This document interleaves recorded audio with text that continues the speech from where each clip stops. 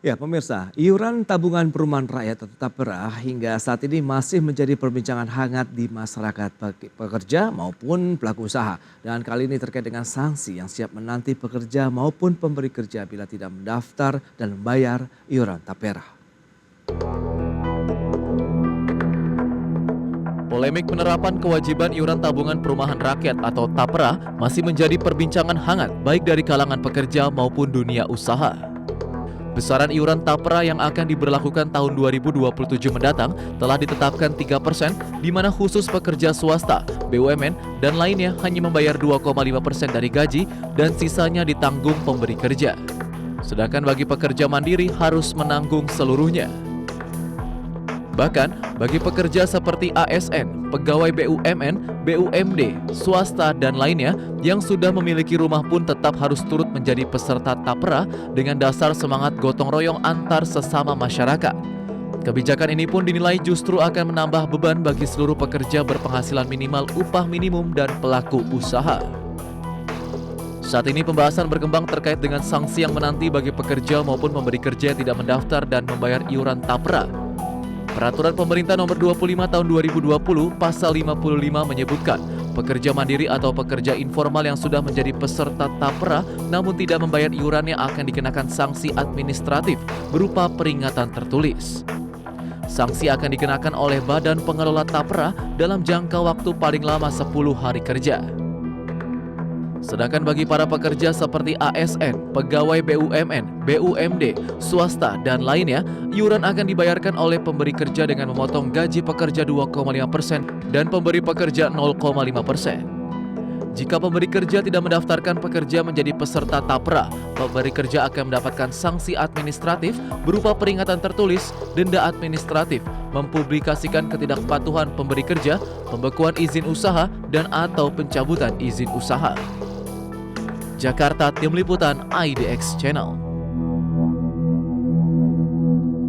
Ya pemirsa, untuk membahas tema kita kali ini, sanksi menanti pekerjaan perusahaan yang tidak bayar iuran TAPERA. Kita sudah tersambung melalui Zoom bersama dengan Bapak Timbul Siregar. Beliau adalah Sekretaris Jenderal Organisasi Pekerja Seluruh Indonesia atau OPSI. Selamat pagi Pak Timbul. Selamat pagi Pak. Salam sehat Pak. Ya. Sehat Pak, salam sehat Pak. Baik, dan langsung saja kita sapa sudah ada Pak Akbar Himawan Bukhari. Beliau adalah Ketua Umum BPP Himpunan Pengusaha Muda Indonesia HIPMI. Selamat pagi Pak Akbar. Selamat pagi Mas, selamat pagi Pak Timbul. Selamat pagi Pak Akbar, sehat Pak. Sehat selalu. Baik, terima kasih. Langsung saja kita ke Pak Timbul duluan nih, karena perwakilan dari pekerja. Karena kan ini potongannya juga yang paling besar begitu ya, 2,5% nih. Pak Timbul, bagaimana review ataupun tanggapan dari Asosiasi Pekerja sendiri nih terkait dengan iuran wajib TAPERA ini meskipun ini bentuknya dalam tabungan? Ya, jadi memang konsekuensi adanya pasal 7 Undang-Undang 4 2016 wajib menjadi peserta, pasal 9 harus didaftarkan pengusaha, pasal 18-nya harus membayarkan iuran.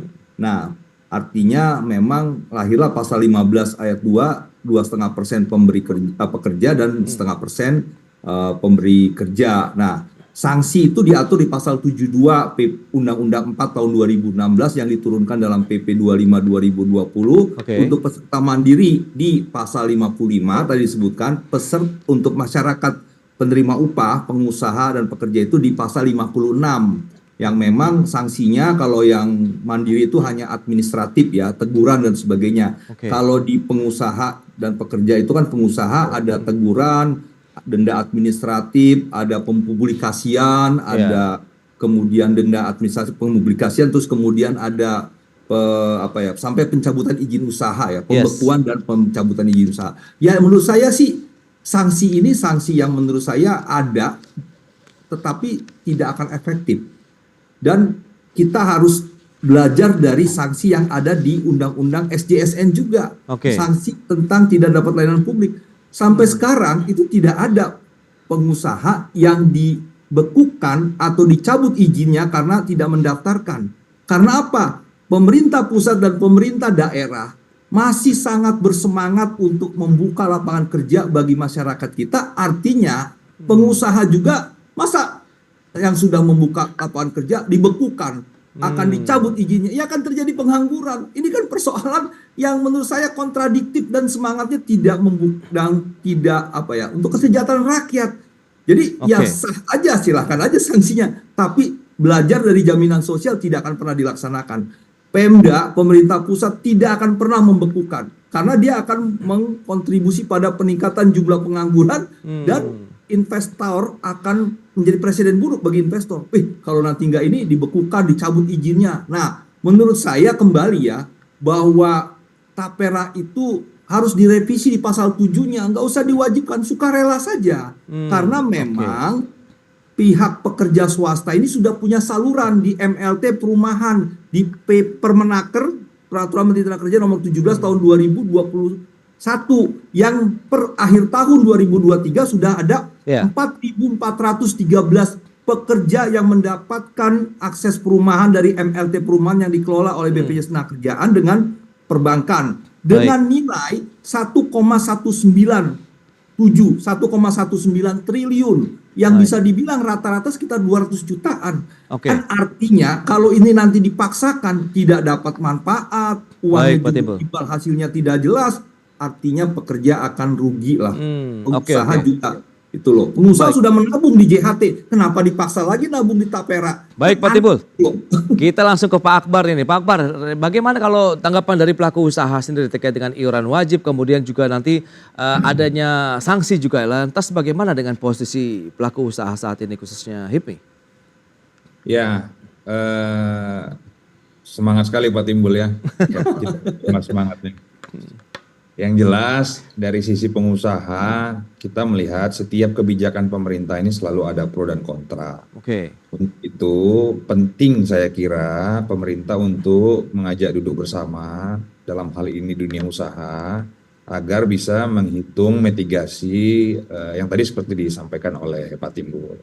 Tapi saya merasa bahwa pemerintah kita hari ini sangat terbuka kok atas aspirasi rakyat terutama. Karena visi Indonesia Emas 2045 itu menuju negara maju seperti yang disampaikan oleh Pak Timbul, itu adalah menaikkan pendapatan per kapita kita. Justru kita perlu pekerja sebanyak-banyaknya dan perlu pengusaha sebanyak-banyaknya, bukan membatasi.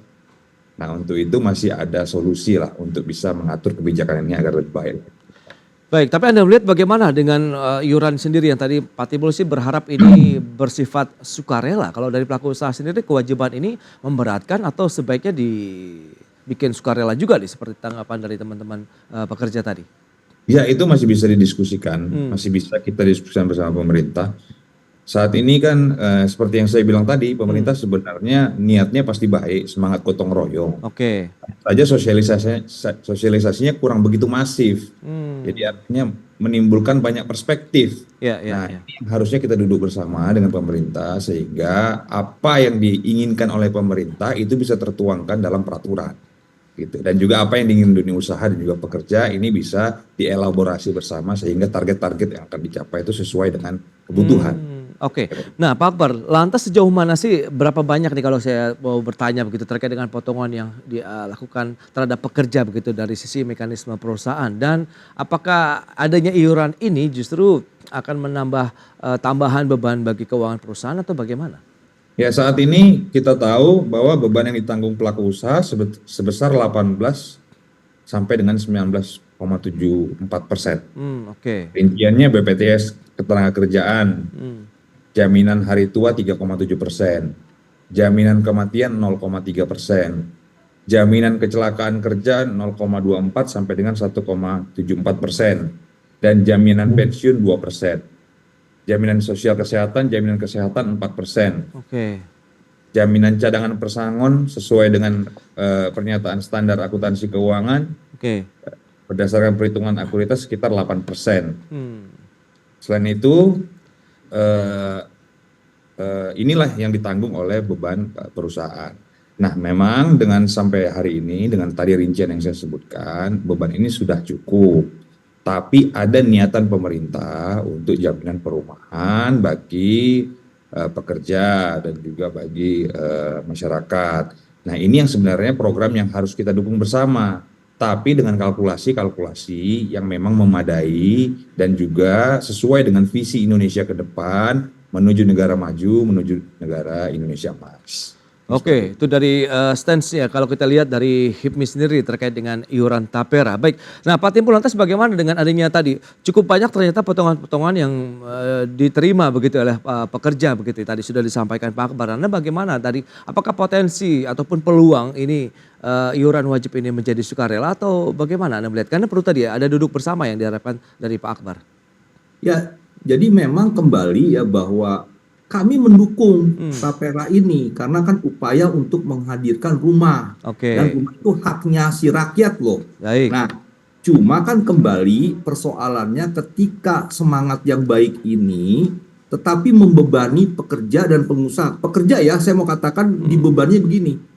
Kenaikan upah minimum itu kan kalau kita baca pasal 26 PP 51 2023 kan inflasi plus pertumbuhan ekonomi kali indeks 0,1 sampai 0,3 itu kan kisaran 3-4% ya. Nah kalau dikurangin lagi 2,5 artinya kan selisihnya jadi 1,5 kenaikannya. Dihajar oleh inflasi yang 3%, 4%, pangan bisa 7%. Kan daya belinya akan turun terus. Itu upah realnya buruh. Nah, artinya kalau bicara tentang tabungan, kan sudah ada di tabungan yang namanya jaminan hari tua. Yang memang sejak tahun 77, PP 33 tahun 1977 menghadirkan tabungan hari tua. Diubah menjadi Undang-Undang 3 tahun 92 Jam Sostek, ada jaminan hari tua. Undang-Undang 40 2004. Itu semua sudah ada, ditambah dengan jaminan pensiun yang dengan 1 Juli 2015. Nah, ini kan semuanya sudah kalau menurut konvensi ILO 102 tahun 1952, itulah tabungan pekerja.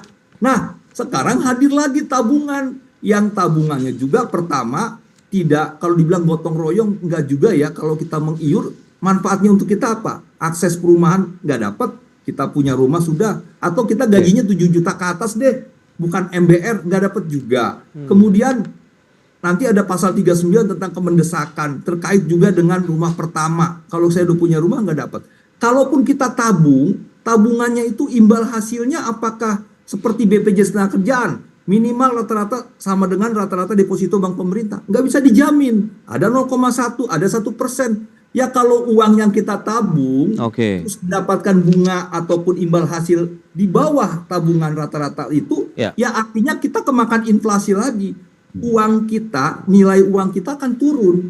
Nah, ini kan kembali ya, jangan dipaksakan. Kami semangat mendukung, betul mendukung. Makanya didorong sukarela. Pengusaha yang mau silahkan, yang nggak mau, ya nggak apa-apa juga pakai MLT perumahan. MLT perumahan kan sudah ada dan sejak 2015 loh, lebih dulu dari Undang-Undang 4 2016. Dan sampai sekarang sudah memberikan banyak manfaat, ada 4.000-an lebih. Nah, tinggal memang sekarang kita bicara di Permenaker 17 MLT itu tentang suku bunga. Disebutkan maksimal 5% plus BI rate. Nah, kalau BI rate sekarang 6,25 kan berarti 11. Itu memang maksimal, bisa nanti dapat kebijakan. Nah, itu yang FLPP misalnya fasilitas likuiditas pembiayaan perumahan itu juga bisa menyasar ke MLT perumahan sehingga kekurangan rumah 10 juta ini bisa diselesaikan dengan 2 program tapera dengan MLT perumahan.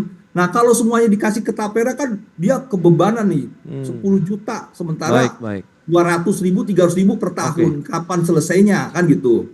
Nah jadi kami tuh berharap program yang baik ini jangan memperlemah daya beli buruh karena 52% pertumbuhan ekonomi itu dikontribusi dari konsumsi agregat. Buruh ini dan keluarganya kan konsumen yang yang spending biaya upahnya. Kalau upahnya nanti dilarikan ke saving, nah konsumsinya kan berkurang. Ini persoalan juga gitu. Pak Timbul, jadi kalau saya mungkin bisa sampaikan sebenarnya mendukung begitu upaya dari niat baik dari sisi gotong royong masyarakat Indonesia biar sama-sama bisa mendapatkan perubahan. Tapi memang mekanismenya yang mungkin perlu diatur lebih bahwa ini tidak menjadi suatu kewajiban. Tapi kita akan lihat ini ada sanksi juga begitu yang akan diterima begitu baik pekerja ataupun dari pemberi kerja. Tapi tahan dulu, kita akan bahas nanti di segmen berikutnya. Kita akan jeda sebentar ya Pak Akbar dan juga Pak Timbul. Pemirsa, kami akan segera kembali sesaat lagi.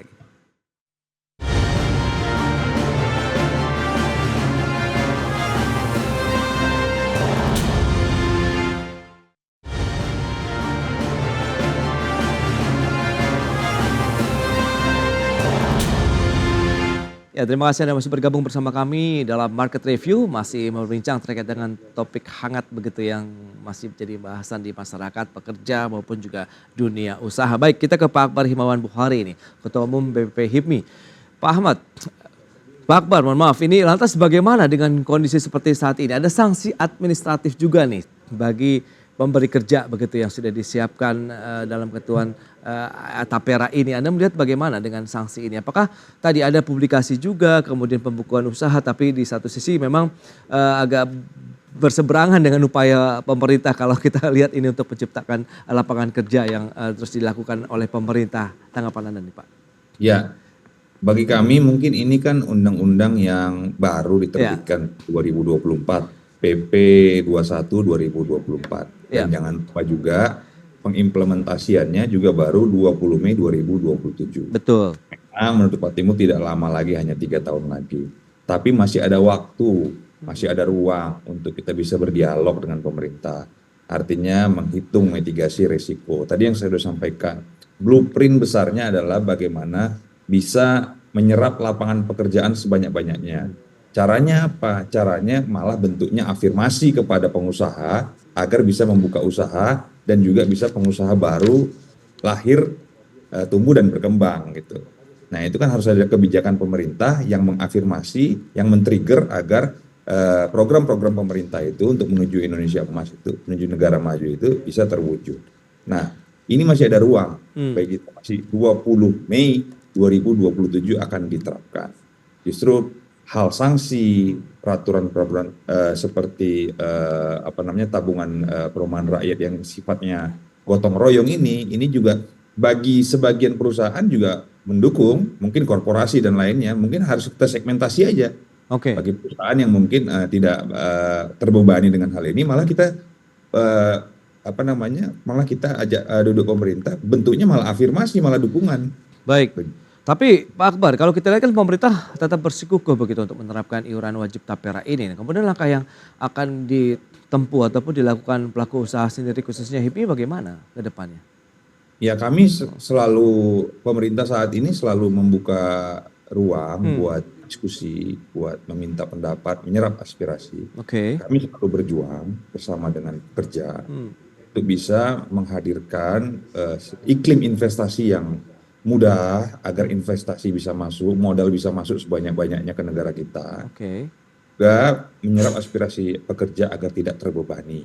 Untuk tujuan utama peningkatan pendapatan per kapita kita agar kita bisa menjadi negara maju. Iya. Itu tujuan dasarnya. Dan semua ini harus dilakukan secara bersama-sama.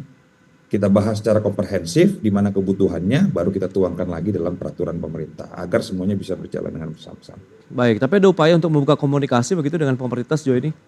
Sejauh ini sudah, kita selalu diajak dialog. Cuman ini kan PP baru diteken, baru sekali ya, PP nomor 1 tahun 2021. PP 21 2004. Sangat baru sekali. Ya mungkin nanti ke depan kita akan coba merumuskan lagi dengan pemerintah pusat. Baik, kalau Pak Timbul bagaimana begitu dari teman-teman pekerja begitu untuk menyikapi kondisi ini, langkah-langkah apa saja mungkin yang akan ditempuh? Apakah tadi hanya membuka jalur komunikasi begitu dengan pemerintah atau mungkin bagaimana nih langkah-langkah yang mungkin bisa disampaikan ya? Ya jadinya tentunya memang kan kalau kita baca Undang-Undang 13 2022 tentang pembentukan peraturan perundangan pasal 96 jelas setiap pembentukan peraturan perundangan itu kan harus melibatkan masyarakat. Nah, masyarakat ini kan selama ini kesannya tidak diajak dan sebagainya. Akhirnya pada saat PP dimunculkan ada pro kontra dan pekerja pengusaha menolak gitu. Nah, kembali ini kan bagaimana ya pemerintah juga bisa melihat ke depan gitu loh.